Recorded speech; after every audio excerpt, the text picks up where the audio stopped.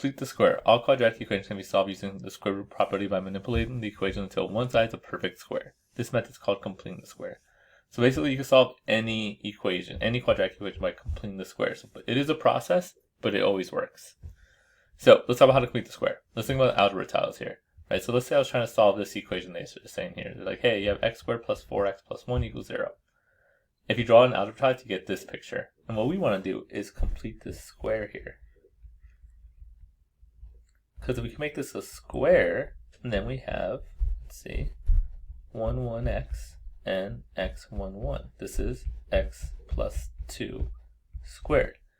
And that's a lot easier to solve than this guy is. So if we can make it a perfect square, and then we could solve it pretty easily. And the way we do that, if you look here, right, it looks like little boxes here. All we gotta do is add 3 to this side. If I can add 3 like 1s to this side, then it's a perfect square.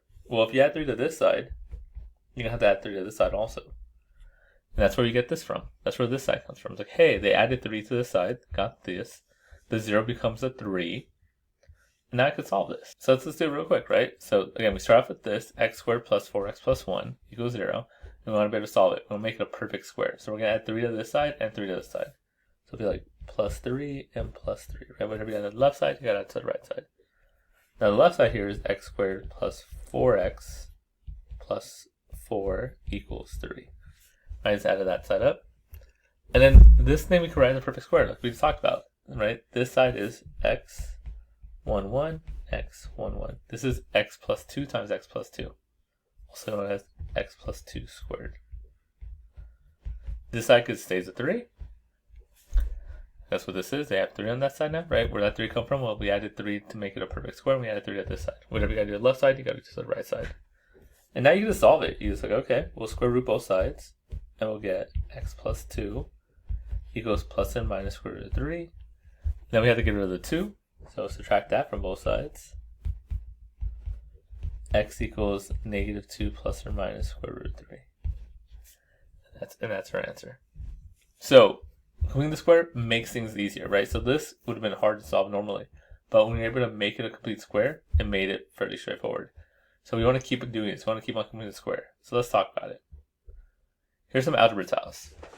And what we want to do is find a pattern. How do we get from here to a perfect to this, right? And how do you complete the square?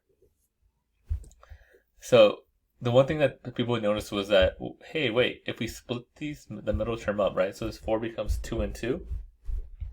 So the middle term is 4 to make this a 2 and 2. And if I square that 2, I get the 4. Look over here, right? This is 8. Well, this is 4 and 4. If I square 8, I get 16, which is what I need. Over here, it's 3 and 3.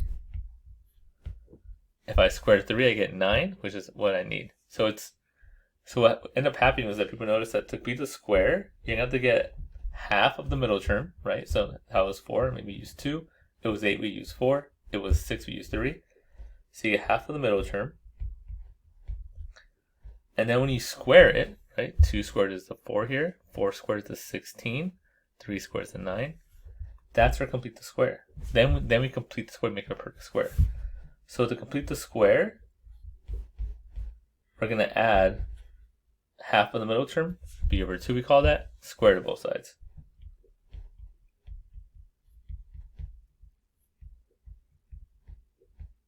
So that's to complete the square form, is you want to add this to both sides. And that's how you complete the square, you make it a perfect square. So that's the whole idea. If you look at all these advertisements, like, notice, wait, hey, it's always half of my middle term, right? Because I can split it that way. And when I square the half, I get what I need. So same thing here, 8 was 4 and 4, square that, I get 16. 6 and 6, half of it's 3, square that, you get 9. So that's just something we noticed, and that's what we're going to use to solve the rest of these. So here's the process of completing the square. So let's say you have a function like this, x squared plus bx plus c equals some number. Or even if that number is 0, it's fine.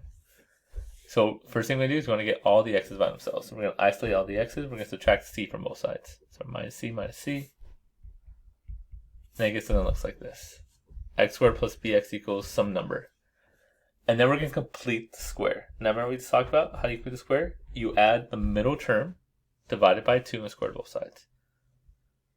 And when you do that, this kind of thing actually factors perfectly. It looks ugly here because it's like variables. But when they're numbers, like we had here, x squared plus 6x plus 9, x plus 3 squared, x plus 8x plus 16, x plus 4 squared. Or even we did up here, right? Plus 4, x plus 2 squared.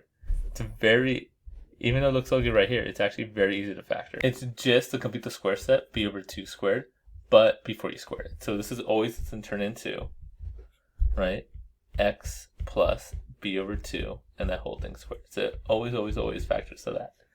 So that part makes it easy. And then once you have this, right, it's equal to whatever's on this side, we know how to solve that. We square root it, and we solve. So that's how you complete the square, right? You isolate the x's, move any constants away, complete the square step where you get the middle term divided by 2 and square. You add that to both sides. Once you do that, this side's very simple to factor. It's always the same thing. It's always the thing before you square it. And then once you have it, you're able to solve. So let's do a couple examples. So we're going to solve this one by completing the square. So step 1, we're going to try to get all these x's by themselves. So we're going to add 8 to both sides. And you get x squared plus 2x equals 8. I'm going to leave a little space there to complete the square. Now we're going to complete the square, right? Remember, to complete the square step is you get the middle term divided by 2 and square it. So we're going to get that middle term here, b. We're going to divide that by 2, and then we're going to square it. You get 1 squared, which is 1. We're going to add it to both sides. Plus 1, plus 1. Now we're going to simplify it. Well, I'm going to simplify this side. This side factors. Right, we talked about always the thing before you square it. It's the thing you add. So middle term divided by 2 is 1 squared equals 1. So right here, this is what it is, right? The thing before you square it. So this should be x plus 1 squared. And on the right hand side, 8 plus 1 is just 9. And then from here we just solve it. So we're going to take the square root of both sides. X plus 1 equals, remember square root of 9 is 3. 3 times 3 equals 9. We have to do plus and minus. And once you do that, now we have to solve both of them, right? Remember, once we have a plus and minus, we got to split it. So we're going to do x plus 1 equals 3. And x plus 1 equals negative 3. Then we're just going to solve it from here. Minus 1, x equals 2. Minus 1, x equals negative 4. And that's how you solve it, complete the square. Now here's the thing with this one though, I'm going to talk about it real quick. That's not the fastest way to solve this particular problem. Now, complete square always works, but this problem, we actually could have factored it, right? So we put like negative 8 up here, we put the 2 down there, divide by 1, divide by 1. Any of the things that multiply to get negative 8, but add to 2, that's 1, 8, 2, 4, negative 2, 4. So negative 2, 4. So we get x minus 2, x plus 4 equals 0, and then we split. X minus 2 equals 0, x plus 4 equals 0, and we get plus 2, x equals 2, minus 4, x equals negative 4. So right, so that's generally that's a lot faster, but it doesn't always work. What if you can't factor it?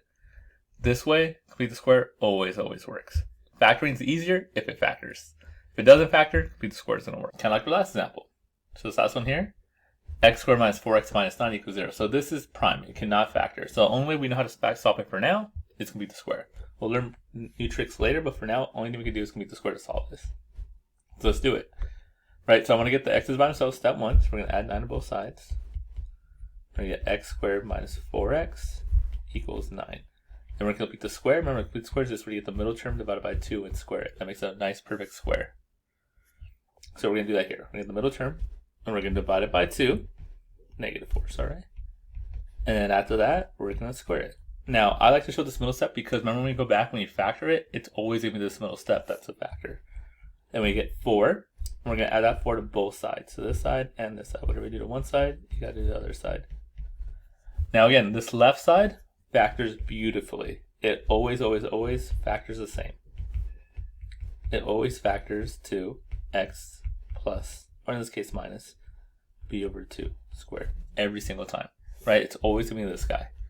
So we have x minus 2 squared, and then what's this side? 9 plus 4, 13.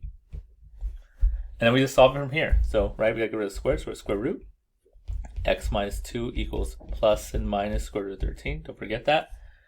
13 doesn't break down. I don't know square root of 13. We're just going to leave it to square root of 13. So all we have to do next is add 2. And we get x equals 2. Because remember, you cannot combine these. So let's keep it separate. Plus or minus square root of 13. And there we go. And that's how you can make the square with the leading coefficient of 1.